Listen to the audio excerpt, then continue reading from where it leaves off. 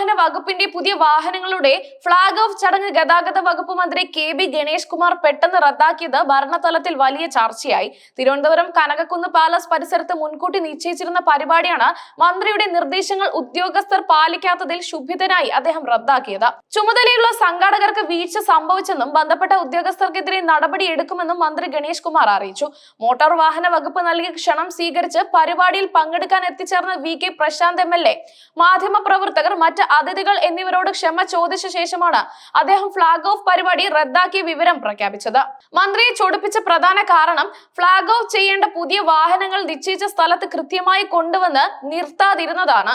പരിപാടി ആരംഭിക്കുന്നതിന് മുൻപ് തന്നെ വാഹനങ്ങൾ കനകക്കുന്ന് പാലസിന് മുന്നിലേക്ക് കയറ്റി നിർത്തണമെന്ന് മന്ത്രി ഉദ്യോഗസ്ഥർക്ക് നിർദ്ദേശം നൽകിയിരുന്നു.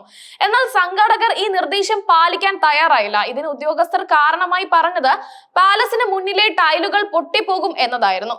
മന്ത്രി സ്ഥലത്ത് എത്തിയതിനു ശേഷം മാത്രമാണ് ഓരോ വാഹനങ്ങളായി കൊട്ടാരത്തിനുള്ളിലേക്ക് പ്രവേശിപ്പിക്കാൻ ആരംഭിച്ചത്. വേദിയിൽ നടന്നുകൊണ്ടിരുന്ന വി.കെ. പ്രശാന്ത് എം.എൽ.എയുടെ പ്രസംഗം അവസാനിച്ചതിന് പിന്നാലെ മന്ത്രി ക്ഷുഭിതനായി ഉദ്യോഗസ്ഥരെ ശാസിച്ചു.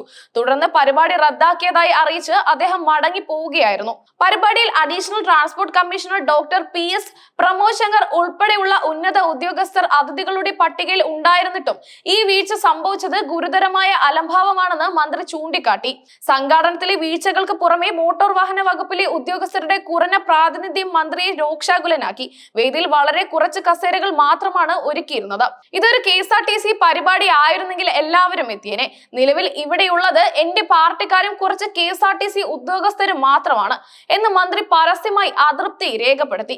എം.വി.ഡി. ഉദ്യോഗസ്ഥരുടെ നിസ്സഹരണ മനോഭാവത്തെയാണ് ഈ വാക്കുകളിലൂടെ അദ്ദേഹം കുറ്റപ്പെടുത്തിയത്.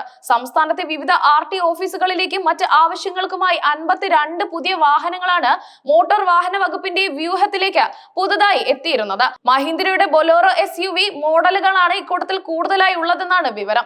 പുതിയ വാഹനങ്ങളുടെ ഫ്ളാഗ് ഓഫ് ചടങ്ങ് ഗതാഗത വകുപ്പ് മന്ത്രി നിർവഹിക്കുമെന്ന് മോട്ടോർ വാഹന വകുപ്പ് ഔദ്യോഗിക ഫേസ്ബുക്ക് പേജിലൂടെ അറിയിച്ചിരുന്നു.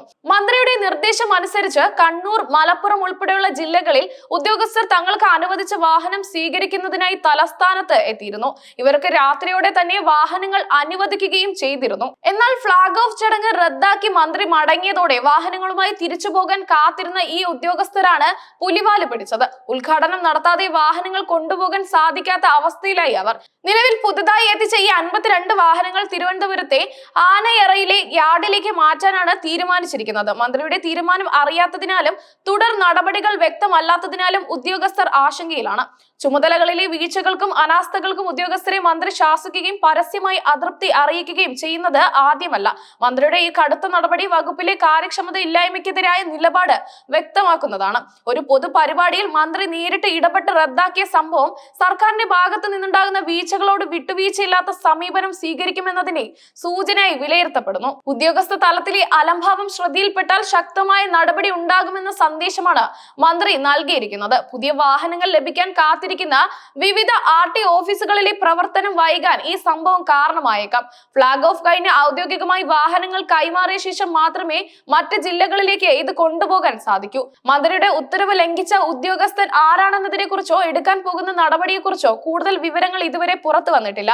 മന്ത്രിയുടെ ഈ നടപടി പൊതുപരിപാടികളുടെ സംഘാടനത്തിലും ഉദ്യോഗസ്ഥരുടെ ഉത്തരവാദിത്ത നിർവഹണത്തിലും കൂടുതൽ സുതാര്യതയും കൃത്യതയും ഉറപ്പാക്കാൻ ലക്ഷ്യമിട്ടുള്ളതാണ്.